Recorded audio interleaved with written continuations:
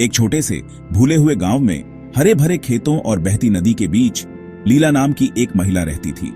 उसका दिल बहुत दयालु था और उसके हाथ कभी खाली नहीं रहते थे। लीला 3 चमकती आंखों वाले बेटों की मां थी।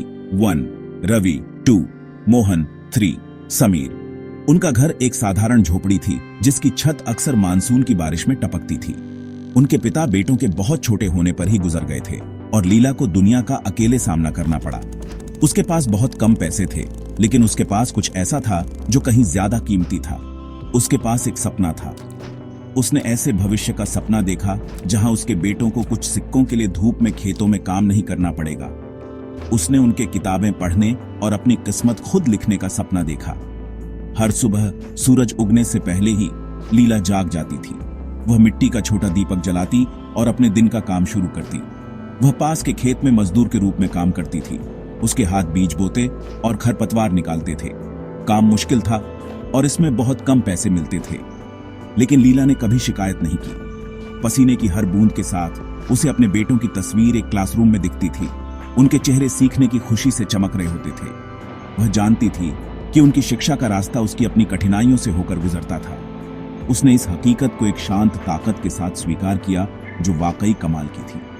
अपने बच्चों के लिए उसका प्यार एक शक्तिशाली ताकत था जो उसे हर दिन आगे बढ़ाता था। लीला के बेटे उसकी पूरी दुनिया थे। उसने रवि की आंखों में बुद्धि की चमक देखी, मोहन की मुद्रा में शांत दृढ़ संकल्प और छोटे समीर की मुस्कान में रचनात्मक भावना देखी। वह उन्हें एक ऐसी चीज देना चाहती थी जो उनके जीवन को हमेशा के लिए बदल सकती थी, शिक्षा। उसके गांव में बच्चों को स्कूल भेजना, खासकर तीनों को, एक ऐसी विलासिता थी जिसे कुछ ही लोग वहन कर सकते थे। लोग अक्सर उससे कहते थे, लीला, किताबों पर पैसे क्यों बर्बाद करती हो? उनसे काम करवाओ, वे कमाएंगे और तुम्हें सहारा देंगे। लेकिन लीला बस विनम्रता से मुस्कुरा देती थी। वह जानती थी कि सच्चा सहारा आज कुछ अतिरिक्त सिक्कों से नहीं आता था, बल्कि ज्ञान की नींव से आता था जिसे वह कल के लिए बनाने में उनकी मदद कर सकती थी।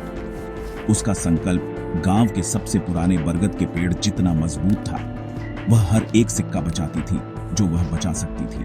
वह अक्सर दिन में सिर्फ एक बार खाना खाती थी, चावल और पतली दाल का एक साधारण हिस्सा, ताकि उसके बेटों का पेट भरा रहे। वह उनके पुराने कपड़ों को बार बार सिलती थी जब तक कि पैंच पर भी पैंच न लग जाते।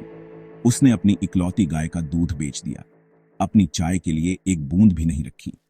हर बलिदान स्कूल के गेट की ओर एक कदम था।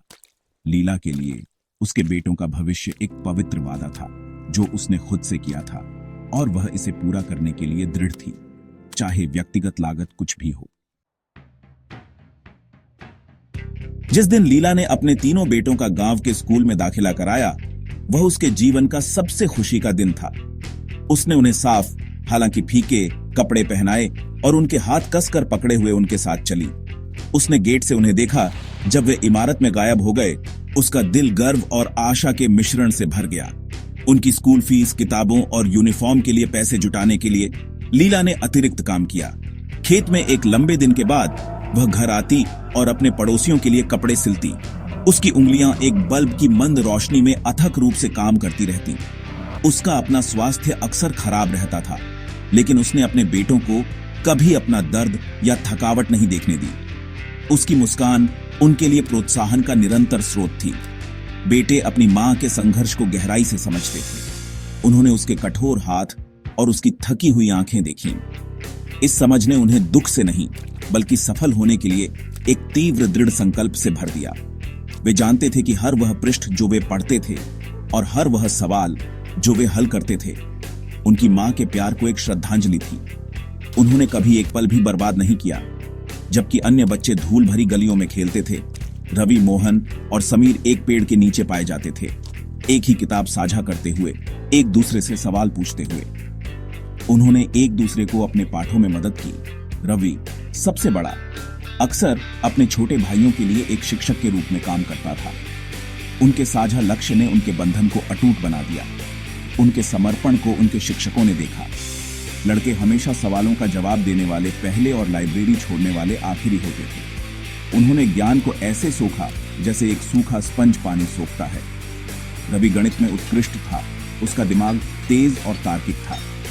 मोहन ने विज्ञान के प्रति प्रेम विकसित किया दुनिया के बारे में उसकी जिज्ञासा अंतहीन थी। समीर सबसे छोटा, भाषाओं में स्वाभाविक था, सुंदर कहानियां और कविताएं बुनता था।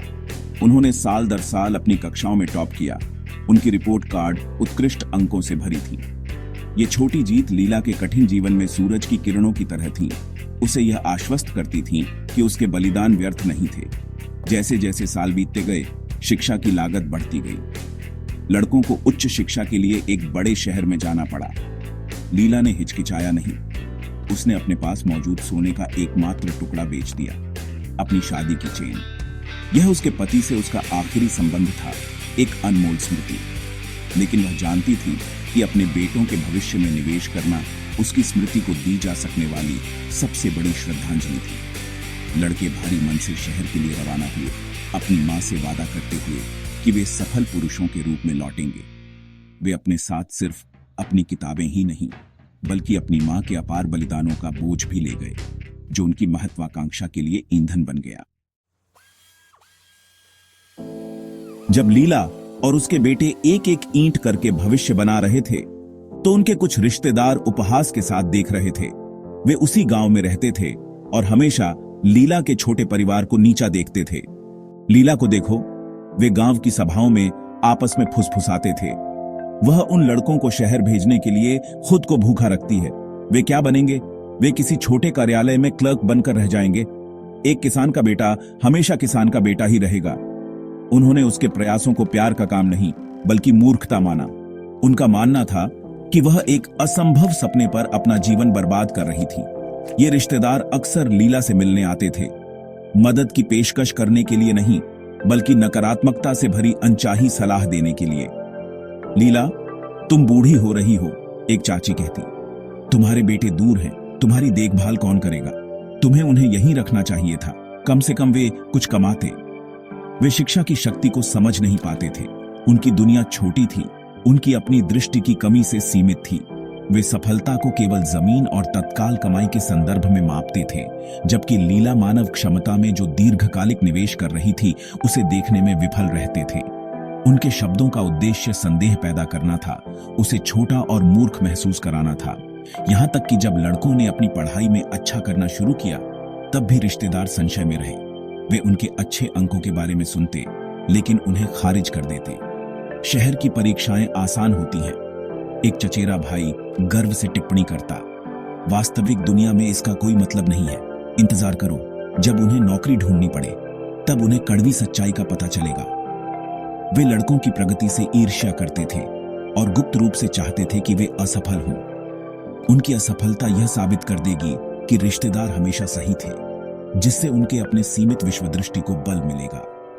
उन्होंने कभी भी वास्तविक प्रोत्साहन का एक शब्द या मदद का हाथ नहीं बढ़ाया। लीला ने इन फुसफुसाहटों को सुना और इन टिप्पणियों का शांत गरिमा के साथ सामना किया। उसने उनसे कभी बहस नहीं की। वह जानती थी कि उनके शब्द अज्ञानता और शायद थोड़ी ईर्ष्या से आते थे। अपने बेटों में उसका विश्वास अटूट था। वह बस सिर हिलाती और अपना काम जारी रखती। उसकी चुप्पी किसी भी तर्क से ज्यादा शक्तिशाली जवाब थी। अपने दिल में वह जानती थी कि उसके बेटे महानता के लिए बने थे। उसका मानना था कि उनकी कड़ी मेहनत, ईमानदारी और शिक्षा एक दिन खुद बोलेगी, बिना उसे अपनी रक्षा में एक भी शब्द कहे सभी संदेहियों को चुप करा देगी। हिसाब का दिन आखिरकार आ ही गया। कड़ी मेहनत के वो बीज जो लीला ने अपने आंसुओं और पसीने से बोए थे, सफलता के एक शानदार बाग में खिल उठे। रवि अपने अंकों के लिए शानदार दिमाग के साथ एक बड़ी मल्टीनेशनल कंपनी में एक सम्मानित चार्टर्ड अकाउंटेंट बन गया। मोहन के विज्ञान के प्रति जुनून ने उसे एक वरिष्ठ इंजीनियर बना दिया, जो जटिल समस्याओं के लिए अभिनव समाधान डिजाइन करता था। और समीर, वह लड़का जिसे शब्दों से प्यार था, एक जाने माने पत्रकार बन गया। उसके लेख हजारों लोगों को प्रेरित करते थे। वे सिर्फ सफल नहीं थे, वे अपने क्षेत्रों में अग्रणी थे। अपनी ईमानदारी और समर्पण के लिए जाने जाते थे। बेटे कभी अपनी जड़ों या अपनी मां के बलिदानों को नहीं भूले।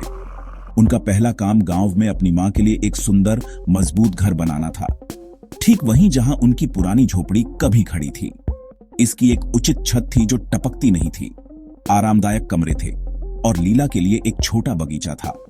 उन्होंने यह सुनिश्चित किया कि उसे अपने जीवन में कभी और काम नहीं करना पड़े। उन्होंने उसके जीवन को उस आराम और सुरक्षा से भर दिया जो उसने उनके लिए निस्वार्थ भाव से छोड़ दी थी। लीला की खुशी की कोई सीमा नहीं थी। अपने बेटों को देखना, जो कभी फीकी यूनिफॉर्म में छोटे लड़के थे, अब सम्मानित पुरुषों के रूप में सबसे बड़ा इनाम था, जिसकी वह कभी कल्पना कर सकती थी। यह परिवर्तन उन रिश्तेदारों के लिए एक झटका था जिन्होंने कभी उनका मजाक उड़ाया था। उन्होंने नया घर देखा, वे कैरें देखीं जिनमें बेटे आते थे जब वे मिलने आते थे, और वह सम्मान देखा जो वे पाते थे। उन्होंने देखा कि अब पूरा गांव लीला और उसके परिवार का सम्मान करता था। उनके संदेह की फुसफुसाहट प्रशंसा और अविश्वास की फुसफुसाहट में बदल गई। एक दिन वही चाची जिसने लीला को अपने बेटों की शिक्षा रोकने की सलाह दी थी, उसके पास आई, यह पूछने के लिए कि क्या रवि उसके बेटे को नौकरी खोजने में मदद कर सकता है। लीला ने अपनी सामान्य शालीनता के साथ बस मुस्कुराया और कहा, मैं उससे पूछूंगी। उसने कोई शिकायत नहीं रखी, क्योंकि उसके बेटों की सफलता ही एकमात्र जवाब था जो उसे कभी देना पड़ा।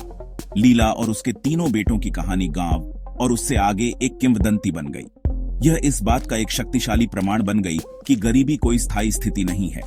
यह एक चुनौती है जिसे दृढ़ संकल्प, कड़ी मेहनत और शिक्षा की परिवर्तनकारी शक्ति से पार पाया जा सकता है। बेटों ने साबित किया कि आप कहां से आते हैं, इससे कोई फर्क नहीं पड़ता। वास्तव में क्या मायने रखता है कि आप कहां जाना चाहते हैं और वहां पहुंचने के लिए आप कितनी मेहनत करने को तैयार हैं। उनकी सफलता सिर्फ उनकी अपनी नहीं थी, ये उनकी मां के अटूट विश्वास की जीत थी और आने वाली पीढ़ियों के लिए एक कालातीत सबक था।